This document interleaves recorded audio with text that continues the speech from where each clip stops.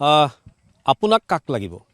মই প্ৰথমতে সুধিছোঁ যে আপোনাক কাক লাগিব মিছ ইণ্ডিয়াক লাগিব নে বন সুন্দৰীক লাগিব সেই কথাটো আপুনি নিশ্চিত কৰিব মই দেখুৱাম তাৰপিছত আপুনি ফাইনেল কৰিব যে আপোনাৰ কোন কাক প্ৰয়োজন হয় মিছ ইণ্ডিয়াক প্ৰয়োজন হয় নে বন সুন্দৰীক প্ৰয়োজন হয় আচলতে এই মিছ ইণ্ডিয়া আৰু বন সুন্দৰী কোনো বেলেগ মানুহ নহয় এয়া হ'ল বগৰীৰ নাম মই কেমেৰামেন প্ৰশান্তক মই দেখুৱাবলৈ কৈছোঁ এয়া হ'ল মিছ ইণ্ডিয়া এই বগৰী জাতটো আপুনি দেখিছে নহয় মই এবাৰ দেখুৱাব বিচাৰিছোঁ এনেকৈ দীঘলীয়া অকণমান ৰঙা পৰিছে ওপৰটো এইটো পকি যোৱা নাই সম্পূৰ্ণৰূপে কিন্তু ইয়াৰ বৰণ এনেকুৱা এয়া হ'ল মিছ ইণ্ডিয়া আৰু তাৰ কাষতে মই আপোনাক দেখুৱাম এই যে অলপ থুপুকা দেখিছে এয়া এইটো থুপুকা হৈছে এয়া হ'ল বন সুন্দৰী মানে বগৰীৰো ইমান ধুনীয়া নাম আছে আৰু এই ধুনীয়া নামৰ বগৰী খেতি কৰিছে আমাৰ মাজত আছে আজগৰ আলী হ'ল এজন উজনি অসমৰ এজন সফল কৃষক ইয়াৰ পূৰ্বেও আমি প্ৰায় 20 বিঘা মাটিত অমিতা খেতি কৰিছিলে সেই অমিতা খেতি আমি আপোনালোকক দেখুৱাইছিলোঁ আৰু এইবাৰ অমিতা খেতিৰ সমান্তৰালভাৱে এই বগৰী খেতি কৰিছে কেপচিকামৰ খেতি কৰিছে স্কোৱাছৰ খেতি কৰিছে বিভিন্ন খেতি তেখেতে এবাৰ কৰিছে আৰু অমিতাও কৰিছে কিন্তু অমিতা এবাৰ এতিয়ালৈকে লগা নাই হয়তো আৰু এমাহমানৰ পাছত অমিতাও লাগিব মই অকণমান আপোনাৰ ওচৰলৈ আহিছোঁ ইমান ধুনীয়া এই নামবিলাক কোনে দিয়ে বগৰীবিলাকৰ নামটো ধৰি লওক আগৰ পৰাই আছে আমি এতিয়া কৰিছোঁহে বৰ্তমান বগৰী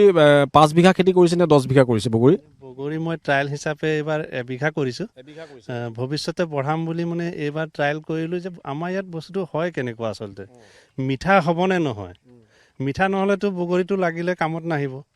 টেঙা বগৰীটো আমাৰ গাঁৱে ভূঞেতো অসংখ্য আছে গছ এইটো বগৰী আনিলোঁ আপেল বগৰী যিটো আপোনাৰ বন সুন্দৰী আৰু মিছ ইণ্ডিয়া দুটা ভেৰাইটি আচলতে এইটো এতিয়া আপোনাকো মই দিছোঁ দুই এটা খাবলৈ খাই চাইছে এইটো সুন্দৰ মিঠা হৈছে ইয়াতে কৰিব পৰা যাব বুলি মই ভাবিছোঁ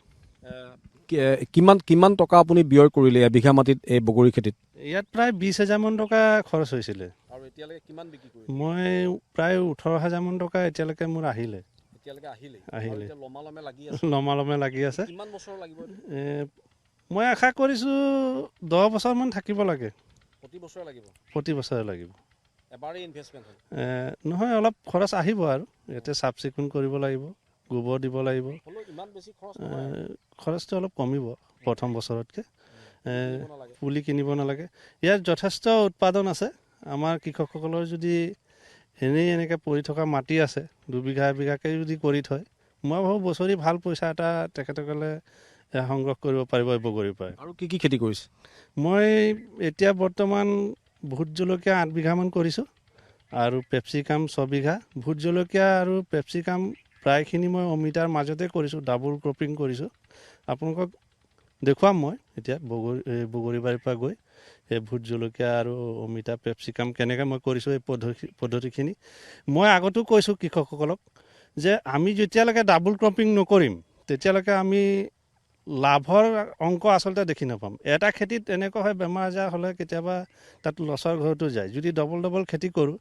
এটাত মূলটো উঠি গ'লে এটাত মানে আমি লাভৰ অংকটো দেখি পাওঁ মই সেই কথাকাৰে আমাৰ অসমৰ কৃষকসকলক ভিডিঅ' আকাৰে ক'বলৈ চেষ্টা কৰোঁ মোৰ ইয়াত কিছুমান কৃষক আহে ভিজিট কৰিবলৈ তেখেতসকলকো কওঁ ছাত্ৰ ছাত্ৰীসকলো আহে মাজে সময়ে তেখেতসকলকো মই কওঁ